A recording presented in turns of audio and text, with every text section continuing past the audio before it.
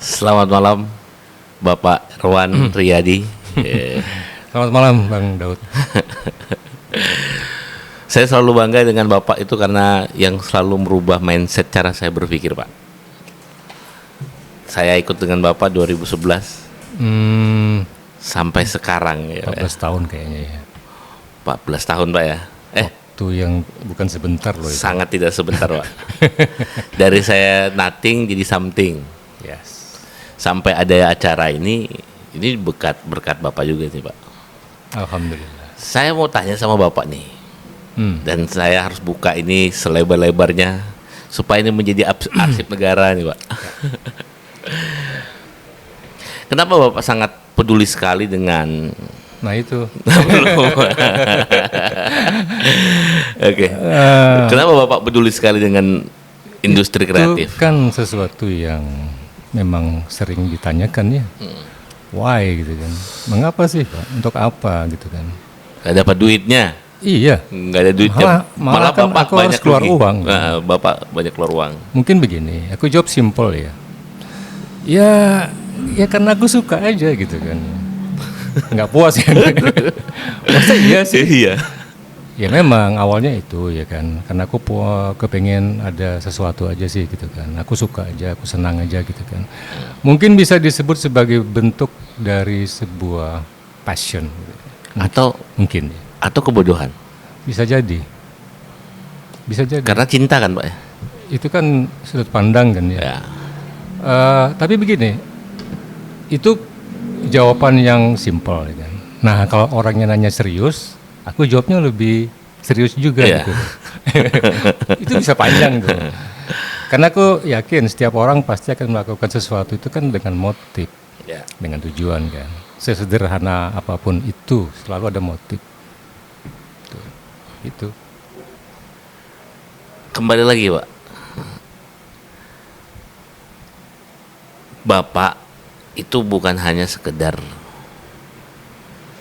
mengeluarkan finansial untuk membangun industri kreatif. Ya. Yang paling Bapak korbankan itu adalah waktu Dan keluarga. dan keluarga. Waktu, Pak ya. Semua yang mengakumatif. Dan saya tahu Bapak lebih sering banyak jatuhnya. Oke.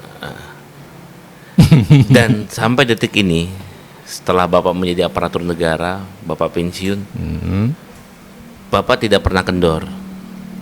Iya. Ini konyol kan, Pak? Sedangkan Bapak punya peluang untuk mengejar karir Bapak sebagai seorang aparatur negara. Bapak abaikan itu. Waktu Bapak hanya untuk membangun sesuatu yang kita bisa katakan sangat mustahil ini. Ya. Nah, begini. Aku kasih bocoran Oke, ya Pak. dikit. Ini jawaban yang agak panjang, Jay, tapi nggak panjang-panjang banget Iya. lah ya. Aku bilang begini, setiap orang pasti akan punya motif tentang apa yang dia lakukan. Ya. Nah, aku bilang begini, kalau aku bukan cuma sekedar motif, aku punya sebuah visi. Nah, visi itu yang menggerakkan aku. Nanti pertanyaannya, visi itu apa ya? Terus visi itu apa sih gitu? Ya. Gitu kan? Ya. Nah, mau ditanya atau enggak nih? Harus, Pak. Jangan jadi misteri. Iya, sederhana sih, mungkin juga terdengar kayak terlalu naif mungkin ya.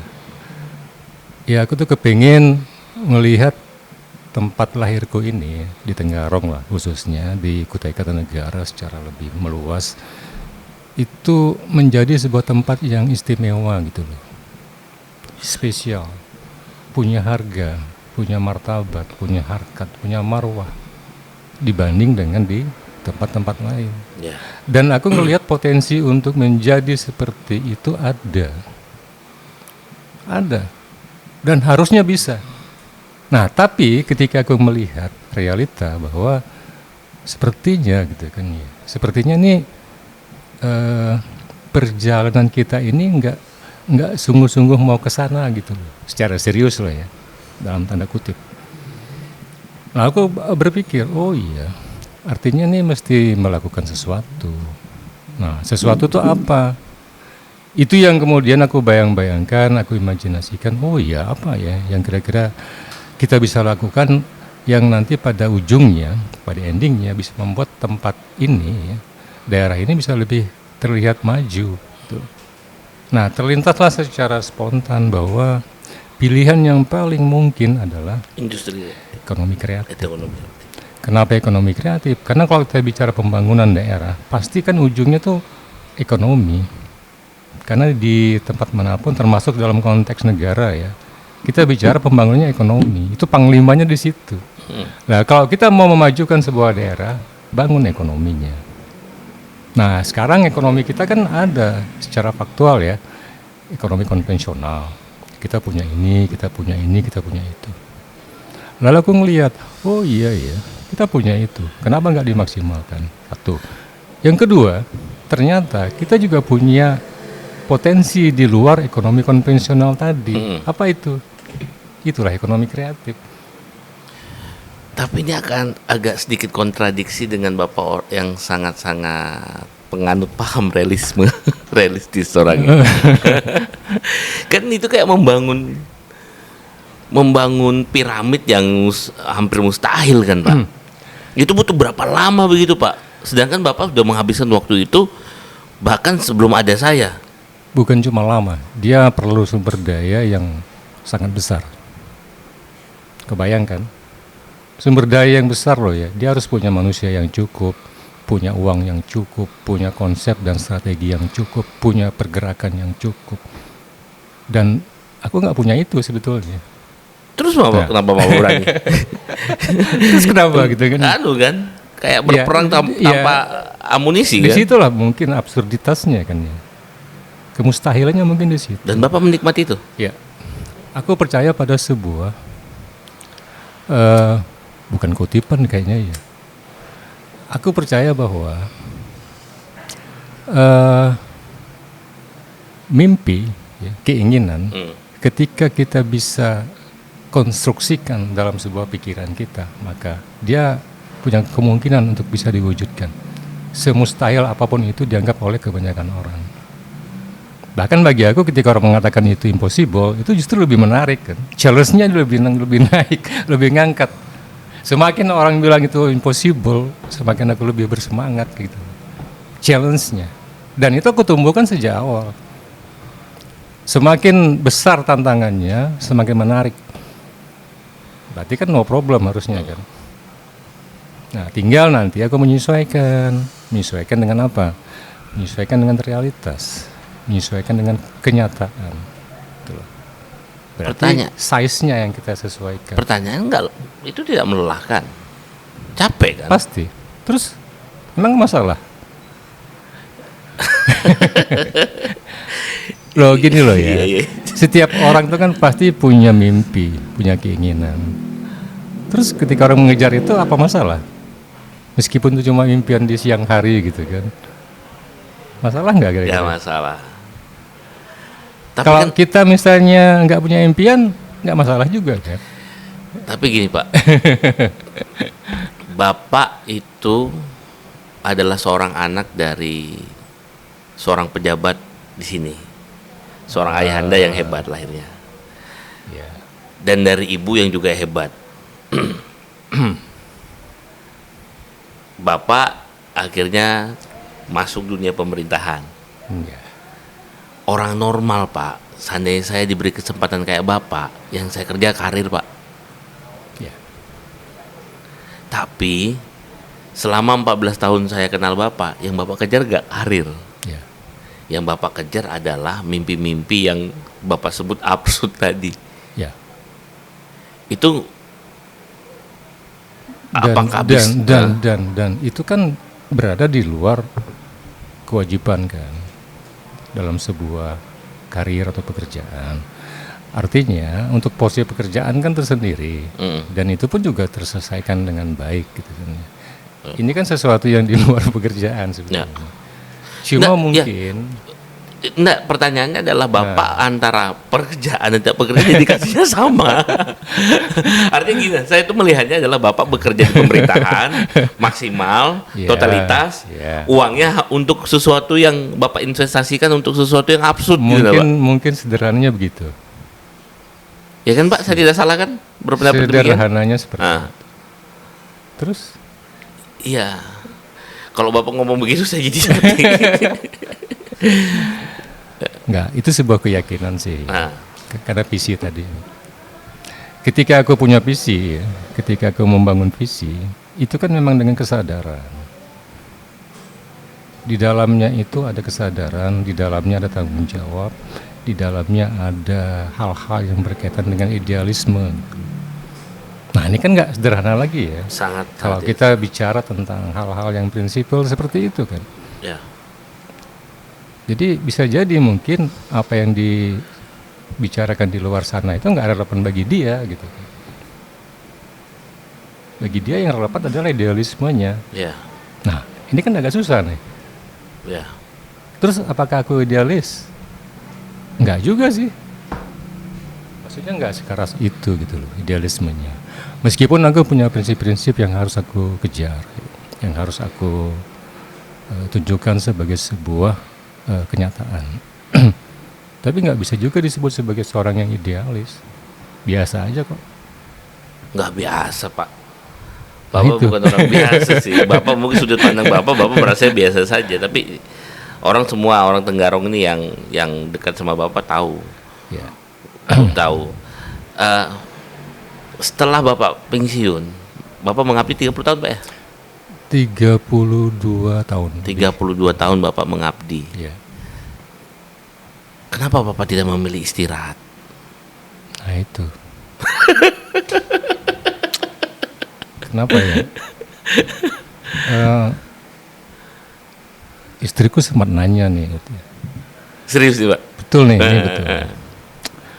Kan seperti kebanyakan orang-orang gitu kan, setelah retired ya, Iya. setelah pensiun, setelah purna gitu kan harusnya kan dia menyesuaikan kan dengan kenyataan itu kan.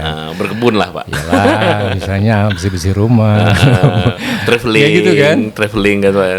Lah ternyata aku nggak memilih itu gitu loh. Justru nih istriku yang bilang, kok kita habis pensiun malah lebih sibuk. Lah, ini apa nih? Bujur, betul.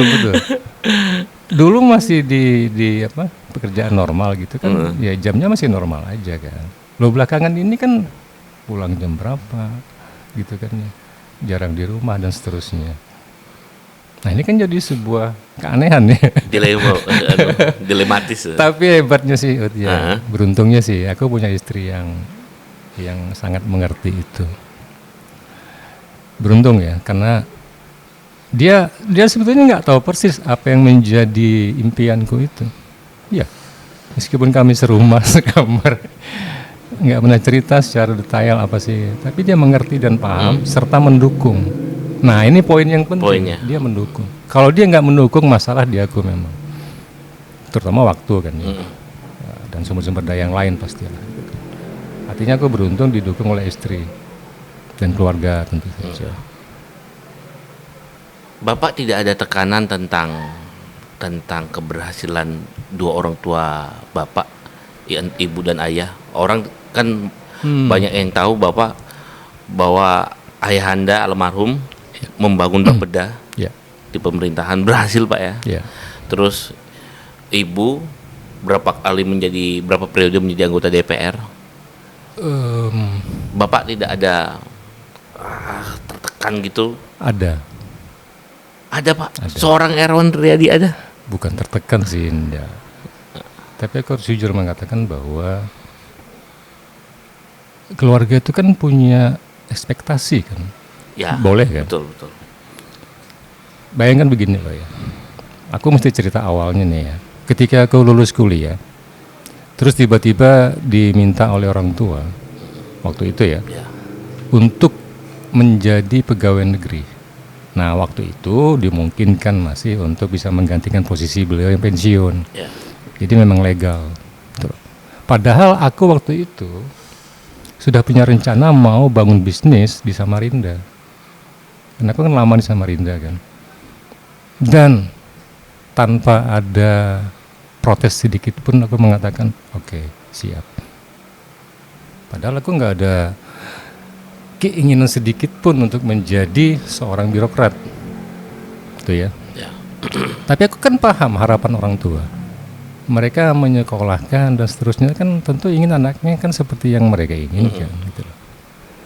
Dan seiring berjalannya waktu, ya aku kan konsisten kan ya dengan komitmen yang ada bahwa aku seorang aparatur, aku harus bekerja sebaik-baiknya sesuai peraturan dan seterusnya gitu kan.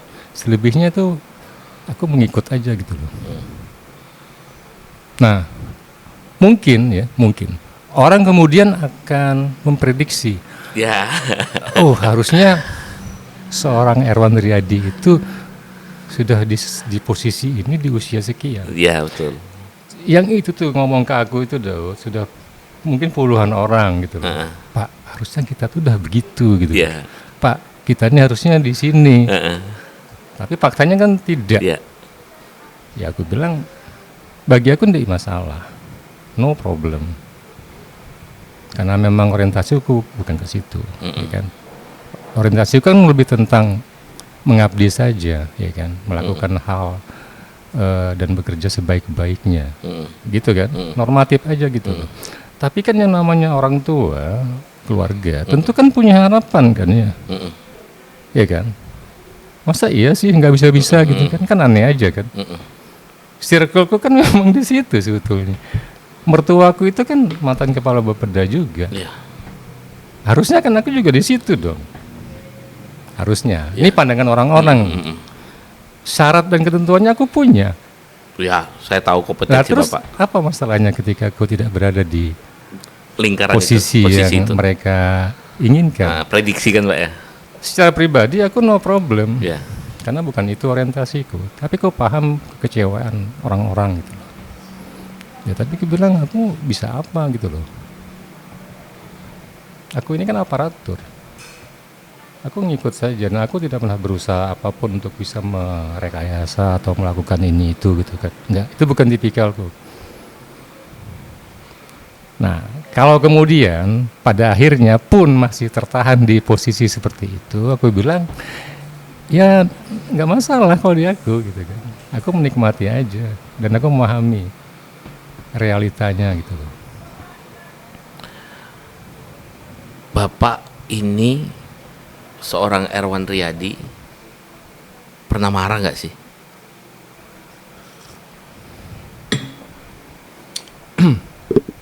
Kamu pernah lihat aku marah? Nggak pernah.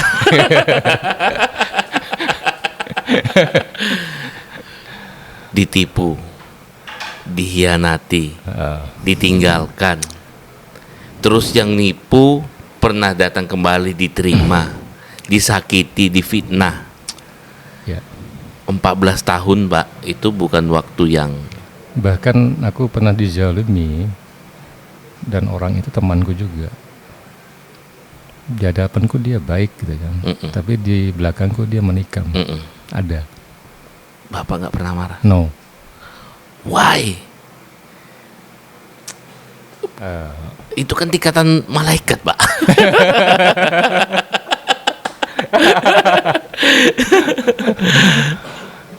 Enggak lah, kan namanya manusia kan tentu punya sisi-sisi emosional juga kan. Cuma aku kan memang sudah terbiasa mengkondisikan itu kan sejak awal kan. Bahwa aku paham. Sejak awal Ya, maksudnya? sejak lama. Sejak lama tuh artinya aku udah mulai belajar untuk mengontrol. Terutama emosi. Lama tuh berarti ya lama, puluhan tahun. Dan itu udah terbangun. Artinya begini, aku tidak ingin ya, lingkungan itu menyetel aku gitu loh. Mestinya gini, lingkungan itu kan sebenarnya kalau aku ikuti, aku turuti, aku mungkin kecewa, aku mungkin marah, aku mungkin gimana. Iya betul. Enggak, responku beda. Meskipun lingkungan nekan aku, enggak. Aku punya prinsip sendiri gitu loh untuk merespon. Jadi responku memang terkadang berbeda dengan kebanyakan orang. Nah, mungkin di situ hal yang mungkin terlihat beda dan mungkin terkesan aneh aja gitu kan. Kok begitu responnya gitu kan? Bagi aku gitu ya. Ya itu kan bagi aku ya sebuah kearifan yang aku yakini sebagai sebuah kebaikan dan harus kulakukan terus seperti itu. Nah ini kan agak susah ya memahami itu kan. Ini kita bicara tentang Saya itu hal-hal bukan yang susah, lebih Pak. prinsipil. Saya bukan susah memahami, saya belum bisa memahami malahnya. Iya. Ya kan aneh Pak. Ya. Itu Bapak sadari, Di Pak? saat misalnya orang menganggap aku harusnya marah kan. Ya aku biasa aja. Bukan berarti aku mengabaikan atau bukan berarti aku tidak mampu mengelolanya, bukan. Itu respon aja gitu loh. Aku terorientasi untuk menyelesaikan masalah. Nah, cara menyelesaikannya mungkin yang akan terlihat berbeda. Tapi bukan berarti aku tidak punya sisi emosional loh ya. Manusia kan pasti punya itu. Ya punya. Nah, bedanya barangkali aku terbiasa untuk mengontrol, mengendalikan. Tapi aku pernah marah, Dok. Serius? Betul. Dan marahku itu disengaja. Nah, Ini gimana nih? Marah yang disengaja nih. kan kebanyakan orang marah itu kan karena emosional, nggak bisa menahan. tiba-tiba gitu. Lah aku enggak, aku melakukan itu dengan sadar. By setting. Ya. Skenario. Dan efeknya aku dapat kaget. Dan orangnya aku jadikan target itu shock. Shock. Akhirnya langsung. Dan itu aku sengaja. Itu bukan karakterku, itu bukan tipikalku, tapi aku bisa melakukan itu ketika itu diperlukan. Nah, sejauh ini kan memang sikonnya tidak ada yang aku terdorong untuk melakukan itu. Yeah. Nah, kemarin itu memang tes aja sih. Ternyata bisa. Dan efeknya signifikan.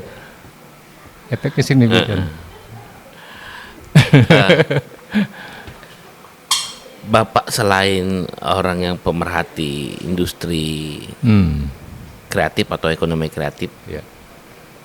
Bapak juga seorang pemerhati literasi dan budaya. Bahkan pengetahuan budaya Bapak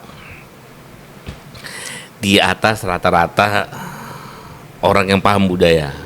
Saya bisa mengatakan demikian, banyak buktinya itu.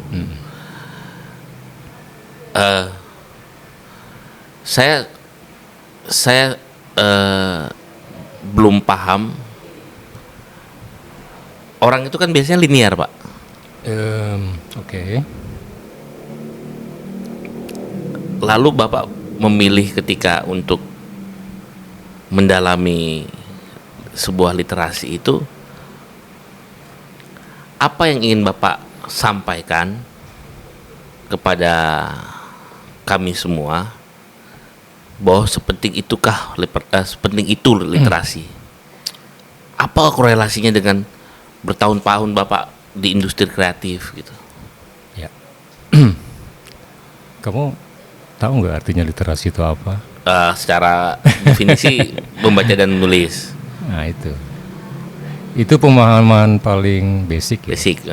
Kalau bicara literasi. Nah Ya. sekarang literasi itu sudah dipahami secara lebih meluas, lebih komprehensif. Ya. Dia lebih tertuju pada apa yang kita sebut sebagai seperangkat pengetahuan dan kemampuan.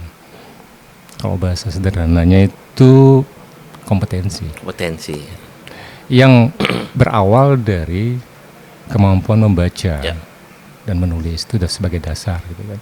Nah, kalau kita bicara tentang kompetensi, ini kan kebutuhan dasar manusia untuk bisa bertahan hidup dan membuat hidup menjadi lebih baik. Berarti kan kepentingan semua orang, Dok. Kalau aku bicara tentang membangun Kutai Kartanegara, pasti harus dihubungkan dengan itu. Karena bicara membangun sumber daya manusia. Itu korelasinya yang paling dasar. Kenapa literasi harus dibangun? Karena berkaitan dengan upaya kita untuk membangun sumber daya manusia. Tadi kan, kalau kita mau memajukan daerah, tidak mungkin dengan tanpa membangun sumber daya manusianya. Dan itu dasar. Nah, dulu ya kan, orang hanya bicara literasi, hanya berkaitan dengan baca tulis, terlalu sederhana. Sekarang dilebarkan, diluaskan menjadi tadi itu. Nah, itu akan terhubungkan dengan sumber daya manusia. Nanti akan terhubung lagi dengan budaya, akan terhubung lagi dengan edukasi, terhubung lagi dengan ekonomi. Artinya apa? Itu akan menjadi sebuah konstruksi besar. Ya, makro. Jadi aku memang tidak bermain di sisi-sisi yang mikro, spesialis. Jadi memang lebih cenderung generalis kalau di aku sih. Dan itu diperlukan. Berarti tidak dinafikan bahwa ekonomi kreatif itu harus memahami literasi. Harus. Semua bersumber dari literasi dong. Apa yang kita lakukan sekarang ini kan konteksnya kan literasi. Untuk apa coba? Supaya media ini bisa dilihat orang, bisa menjadi bahan pemikiran orang. Yang selanjutnya kemudian orang akan merasa lebih gimana setelah menonton dan seterusnya. Kita bicara peningkatan kan. Peningkatan sumber daya manusia itu literasi. Nah, mungkin gini ya supaya lebih jelas ya. Apa hubungan dasar antara budaya, literasi dan pendidikan? Ada hubungannya, Pak. Pasti berhubungan. Ya, apa kira-kira hubungannya? Hubungannya ya tentang budaya dan pendidikan, hubungannya ya Bapak bisa jelaskan. Kok aku yang nanya ya? Kalau saya dengan Bapaknya kayak terlihat bodohnya gitu, Pak. Tapi ini penting ya. Ya. Ini penting aku sampaikan. 3 hal ini memang sangat berkait.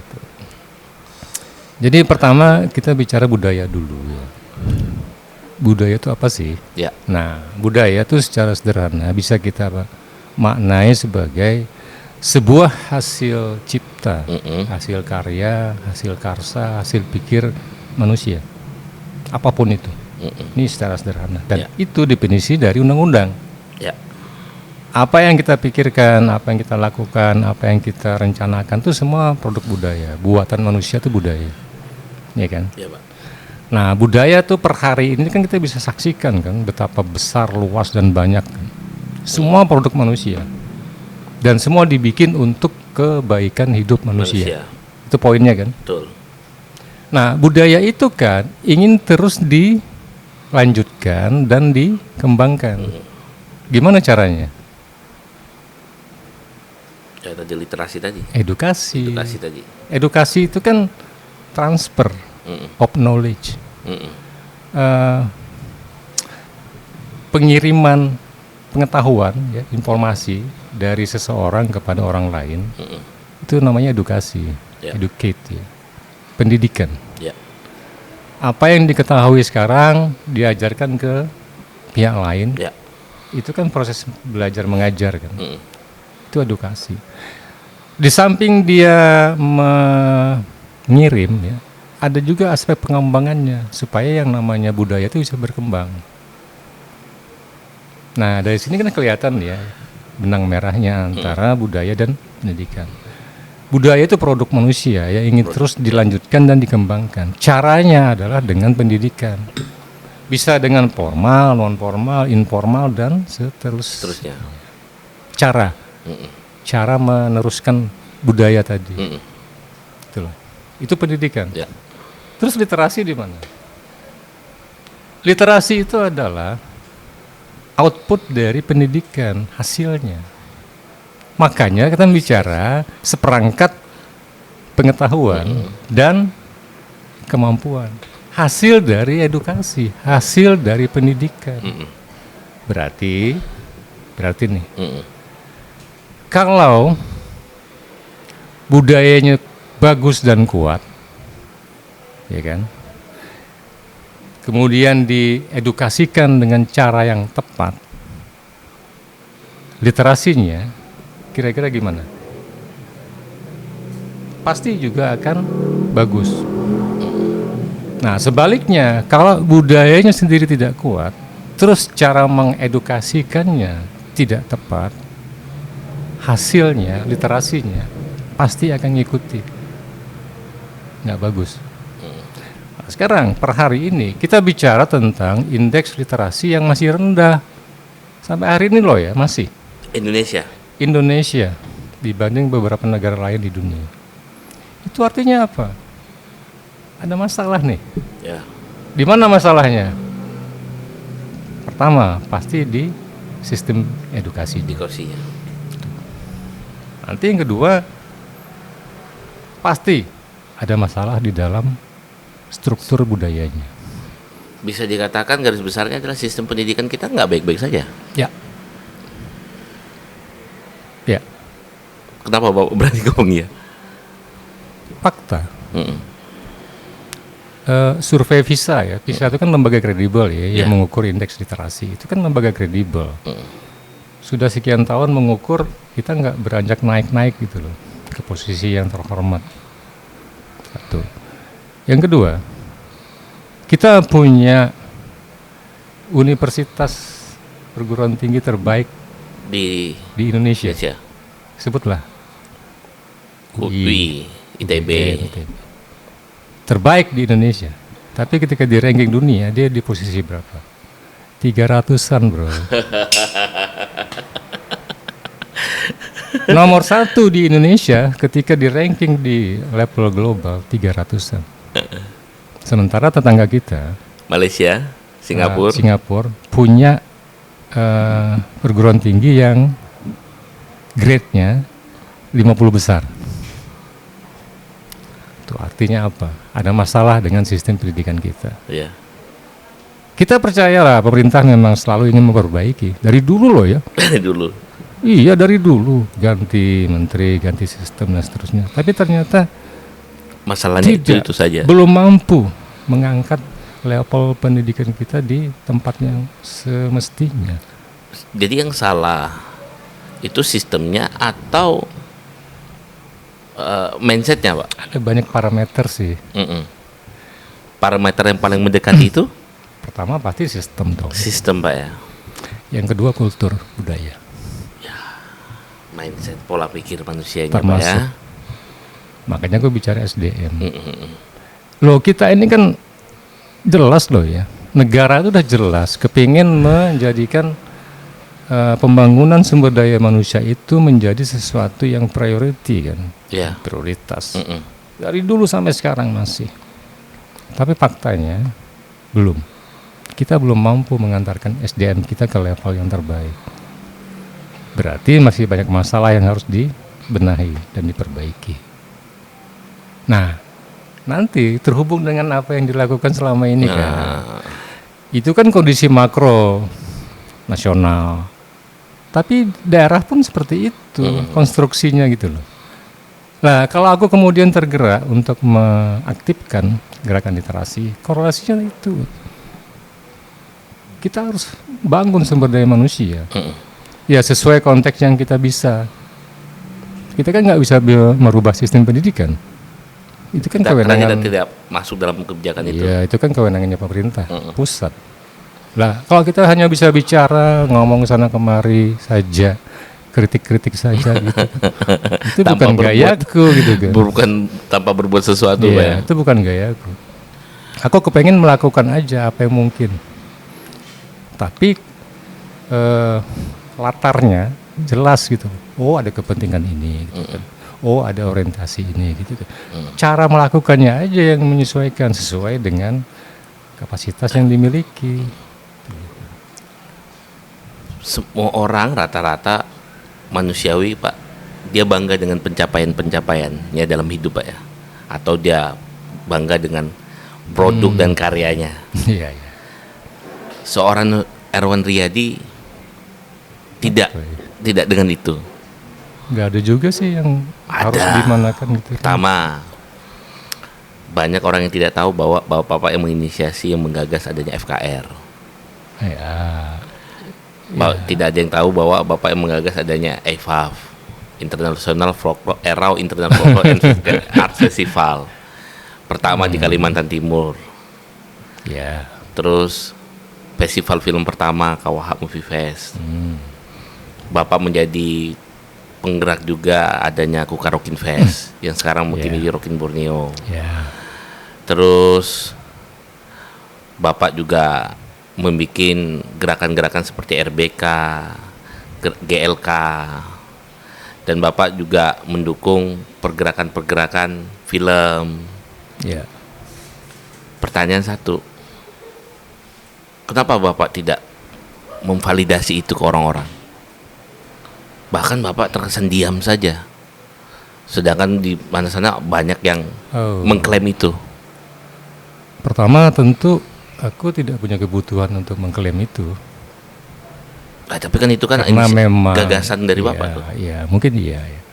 Karena memang orientasinya sejak awal kan memang bukan itu. Itu yang pertama. Yang kedua memang karakter kan memang bukan seperti itu. Kembali lagi karakter. Nah, iya. Bagi aku nih ya, ini jujur ya. Iya. Apa yang aku bisa lakukan dari kemarin per hari ini nih? Kayaknya belum ada apa-apa sih ya. Betul. Masih jauh gitu loh. Masih jauh dari apa yang aku bayangkan yang aku bisa lakukan gitu kan. Berarti apa yang bisa aku banggakan selama ini kan nggak ada sebenarnya. Tapi kan itu kan merubah skena cara berpikirnya teman-teman industri di Tenggarong, khususnya saya loh Pak. Ya. Banyak itu yang Bapak inspirasi. Nggak sedikit Pak. Ya. Banyak. Bahkan baru-baru ini Bapak tahu grup tradisi Olah Gubang sekarang berubah jadi Petala. Bahkan mereka Bapak pun saya saksinya Bapak mengkritik dan mereka merubah gaya bermusiknya sampai akhirnya mereka mendapatkan apresiasi dari masyarakat yang cukup luar biasa nih Pak. Iya. Bapak nggak kenapa Bapak selalu tidak speak up tentang itu, bahkan menjadikan materi Bapak untuk menjadi pembicara kemana-mana? Ya balik ke yang tadi sih. Bukan karakter Bapak. Bukan karakter dan bukan orientasi.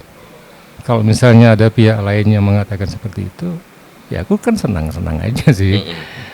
Tapi bukan itu yang aku mau angkat. Tapi kan Bapak mengajarkan ke kami semua bagaimana pentingnya branding. Betul. Pentingnya membangun sebuah personal branding. Betul. Tapi kenapa Bapak tidak Bapak? Ada banyak hal ya yang aku pernah ajarkan ke orang-orang yang aku sendiri tidak melakukan. Ayo. Kasih racun ya. Ayo. Aku malah menyarankan lakukan ini. Tapi aku sendiri tidak melakukannya. Nah, mau tahu contohnya? Ya. Gini ya. Ini mungkin lebih agak terbuka aja. Ya. Beberapa teman tanya ke aku, Pak, gimana ya caranya supaya karir saya itu bisa meningkat dengan pesat dengan gimana? Betul. Bilang gampang. Gampang.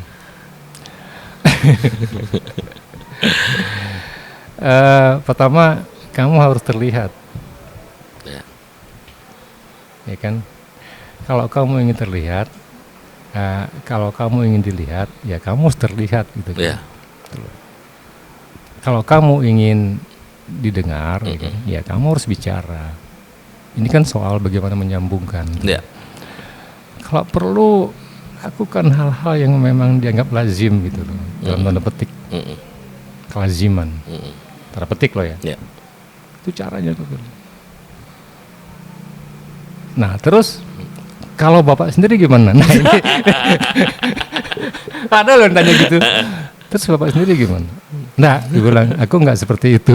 Nah, lah iya kan? Kamu kan tanya cara, aku kasih cara, ya kan? Untuk kamu, caraku kan beda, aku bilang. Aku nggak punya cara seperti itu. Aku bicara cara yang terbaik di saat itu. Gitu. Kan yang dia butuhkan kan itu. Iya Pak. Dia kan bukan tanya tentang aku kan, Betul. tentang apa yang dia inginkan. Ya aku Betul. kasih itu petunjuknya. Mm-mm. Kalau mau berhasil itu caranya. Jangan seperti aku gitu kan ya. Dan beberapa contoh yang lain yang tidak bisa aku ceritakan di sini.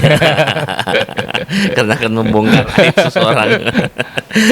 Ya. Berapa persen dari segala hal yang Bapak lakukan dalam industri kreatif atau ekonomi kreatif atau literasi Ya. yang sudah tercapai, Pak? Oke. Kalau mau diukur ya, Mm-mm. itu kan mesti ada evaluasinya, mesti ada semacam survei dan seterusnya ya. Kalau bicara soal validitas ya.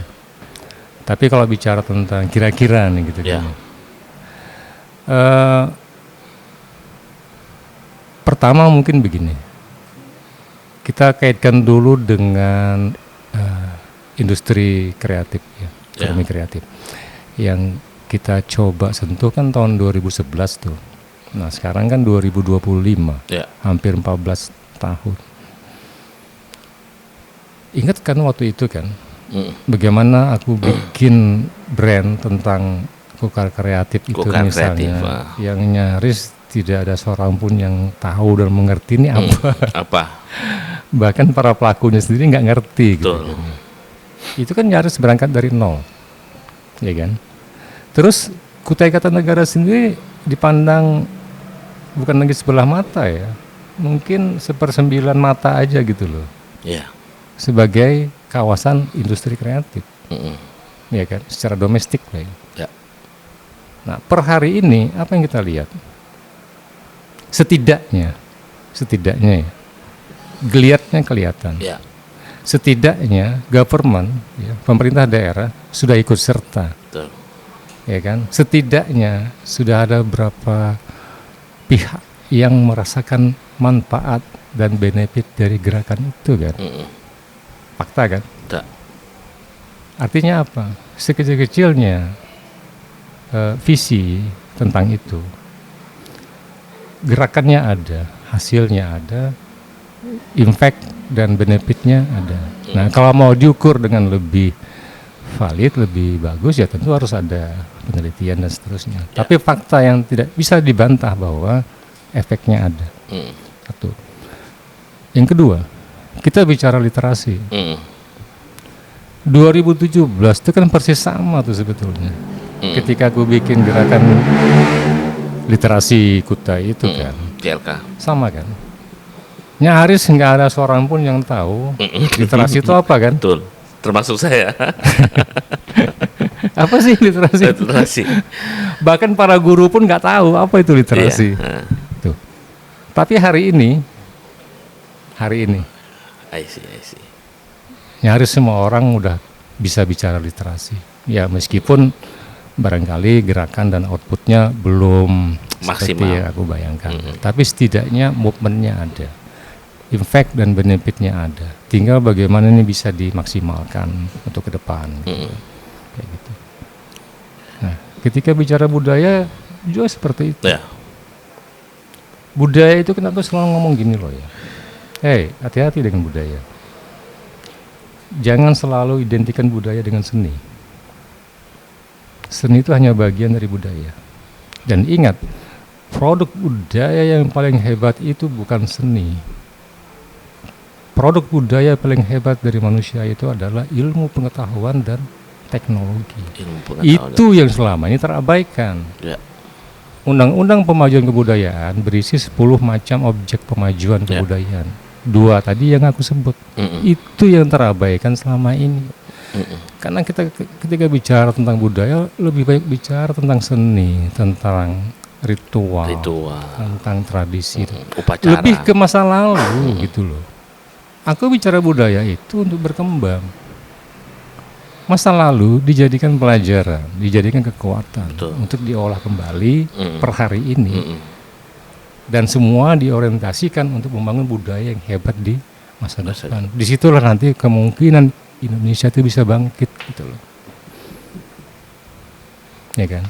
Berat Pak ya. Budaya bukannya mau pertunjukan. Nah ini kan, ya banyak orang mungkin, iya ya Pak ya. Karena ketika bicara budaya ya itu tadi itu kan.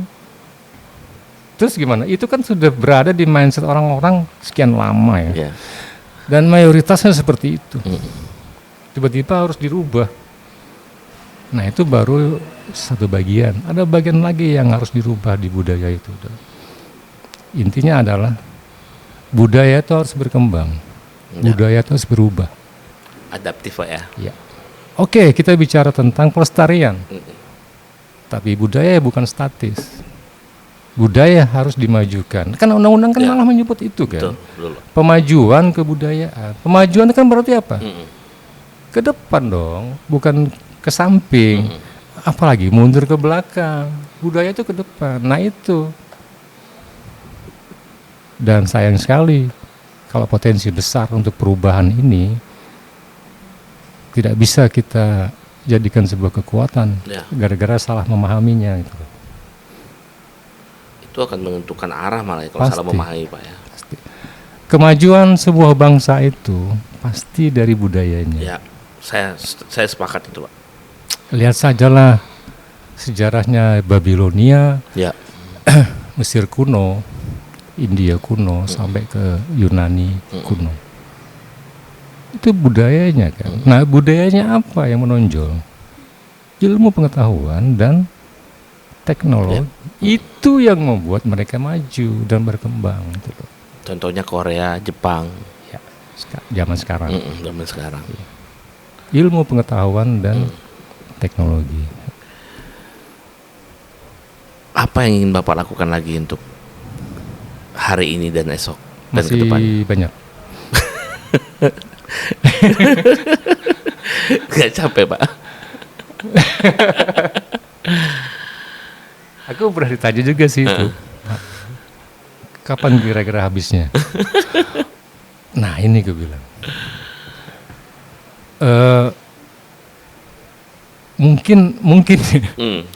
Mungkin untuk beberapa sesi mungkin bisa habis. Tapi kan nanti nambah lagi yang baru. Berarti nggak bisa habis dong ya? Nggak bisa habis. Aku bilang begini, itu semacam perjuangan seumur hidup lah. Selama aku masih bisa bergerak ya kan, melakukannya, itu aku akan terus lakukan. Tapi mohon maaf nih Pak, Bapak kan dalam kondisi yang saat ini ya tidak baik-baik saja. Tidak baik-baik saja, maksud artinya kesehatan Pak ya. Ya. Itu kenapa Bapak tidak fokus untuk menjaga kesehatan, beristirahat sejenak, menenangkan pikiran? Apa yang dimaksud dengan beristirahat? Itu sudah saya itu Pak. Apakah harus diam di rumah, nonton TV aja gitu? Karena ada sebagian orang, mungkin ada yang kayak Bapak adalah ketika istirahatnya adalah ketika bekerja dan berpikir.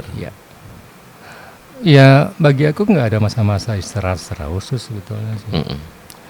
Ketika kita melakukan aktivitas itu bagian dari beristirahat juga sebetulnya. Ya kan? Ada yang seperti itu Pak. Ya. Jadi aku nggak perlu istirahat secara khusus. Tidak ada batasan. Nggak ada. Karena aku menikmati apa yang aku lakukan. Ketika aku melakukan sesuatu, aku menikmati, aku enjoy. Lah itu kan masa-masa istirahat sebetulnya. Relax time itu kan di situ gitu. Berarti kan ya nggak masalah harusnya kan.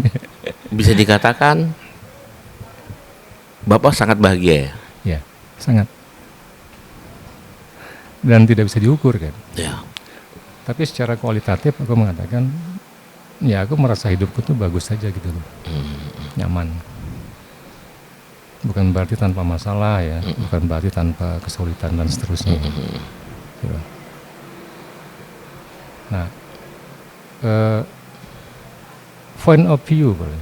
Point of view. Sudut pandang. POV.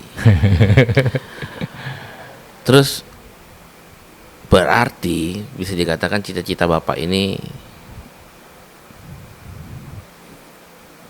nggak ada habisnya. Nggak ada habis.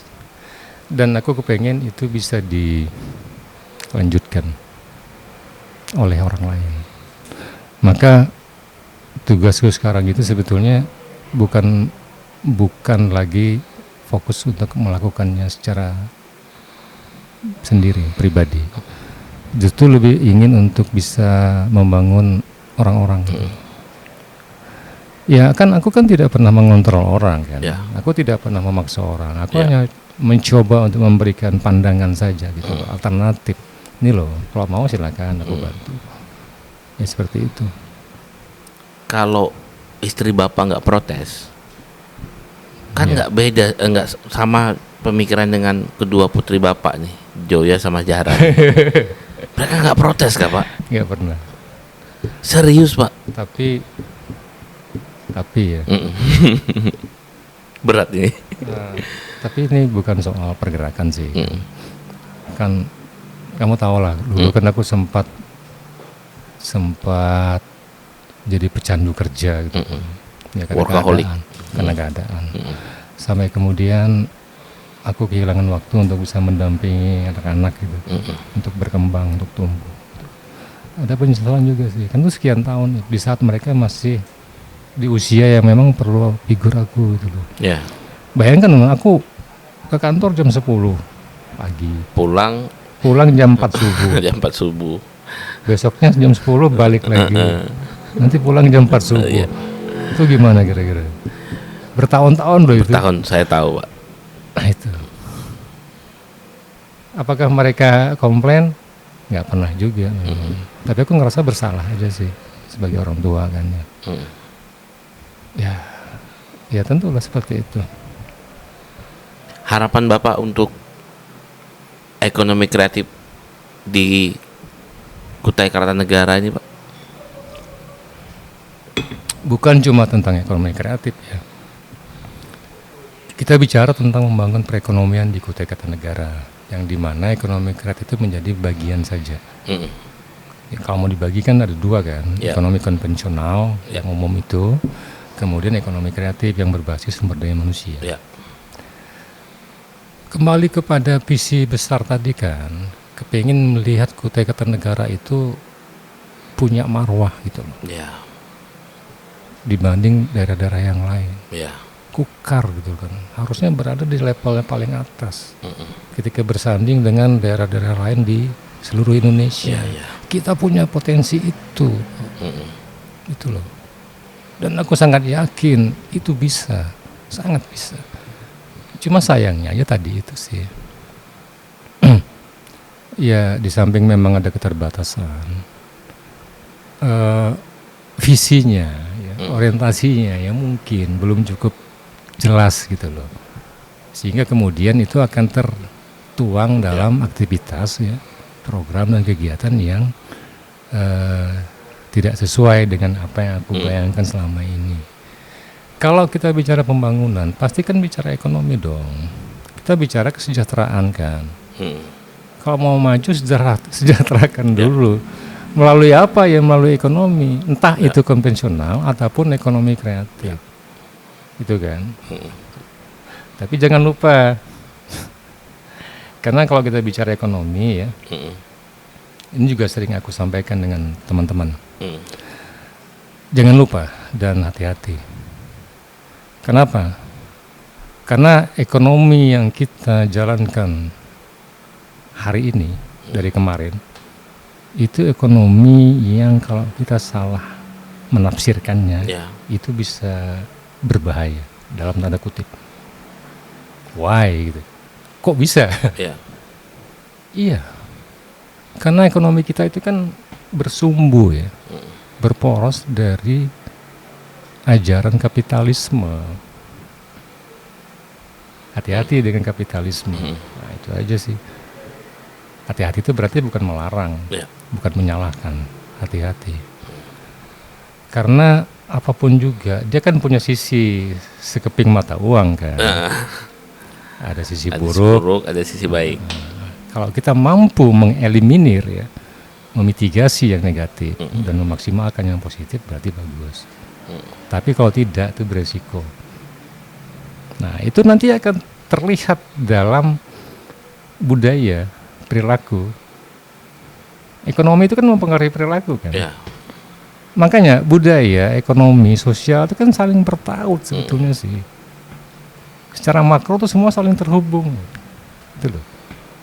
Jadi kalau misalnya belakangan aku memang sering bicara dalam konteks yang lebih meluas, memang ada hubungannya. Kalau kita mau bangun ini, kita harus sentuh ini juga. Kalau kita mau angkat ini, kita harus lakukan ini juga di sektor yang lain gitu loh. Dan itu cenderung sulit karena banyak. Sementara kemampuan kita terbatas. Nah, maka pilihannya adalah ya udah lakukan saja sesuatu yang paling mungkin. Betul. Ya kan? Betul. Terakhirnya Pak. Oke. Tolong Bapak rangkai ini, terserah Bapak mau satu-satu, definisinya satu-satu, tapi dia akan menciptakan sebuah gagasan dan ide, yaitu 3 kata nih Pak. Pemerintah, anak muda, dan masa depan. Wow. Kali ini memang podcast saya agak berkualitas Pak, karena saya sudah belajar. Saya sudah sangat banyak belajar Pak. Pemerintah, anak muda, dan masa depan. Ya, jelas pasti saling terhubung. Silakan Pak, Bapak punya opini apa tentang 3 kata itu? Gini, kita bicara dalam konteks yang lebih makro ya, lebih meluas. Ketika kita mau melakukan sesuatu, entah konteksnya itu negara atau daerah, kita perlu yang namanya pembangunan, ya kan? Nah, pembangunan itu hanya bisa berjalan dengan baik dan efektif kalau pemerintahannya bagus. Ya. Kita bicara pemerintahan kan, kita bicara government. Pemerintahan yang baik hanya mungkin kalau di dalamnya ada manusia-manusia yang tepat, the right man on the right place, orang yang tepat di tempat yang tepat, atau the man behind the gun, orang yang di belakang senjata, dia harus tepat. Salah yang pegang senjata, salah tembakannya. Iya. Gitu ya. Nah, kalau ingin membangun pemerintahan yang bagus ya, good governance, good government, clean governance. Ya itulah kira-kira. Kembali, kita harus bangun manusianya. Nah, kita kalau mau membangun manusia, fokus yang terbaik adalah melalui generasi muda. Ya, karena generasi muda ini dia punya harapan, punya peluang, punya energi. Yang udah tua-tua sadar diri. Ya, tunggu waktunya aja lah selesai gitu kan. Tentu dengan harapan generasi muda yang sudah tersentuh ini bisa mencuatkan sebuah gambaran baru ya, tentang birokrasi yang hebat gitu dan sehat. Pasti good governance dari generasi muda. Berarti kan memang perlu ada pemutusan mata rantai kan, dari generasi lama yang old school yang nggak bisa berubah gitu kan, ke generasi baru yang lebih fleksibel, yang lebih berorientasi kepada kinerja dan lain-lain. So kalau kita mau bicara masa depan, disitulah masa depannya. Kalau kita salah dalam mengelola birokrasi pemerintah dan tidak mampu untuk memberikan sentuhan terbaik bagi generasi muda, jangan pernah berharap masa depan yang hebat. No way, nggak akan bisa. Mimpi.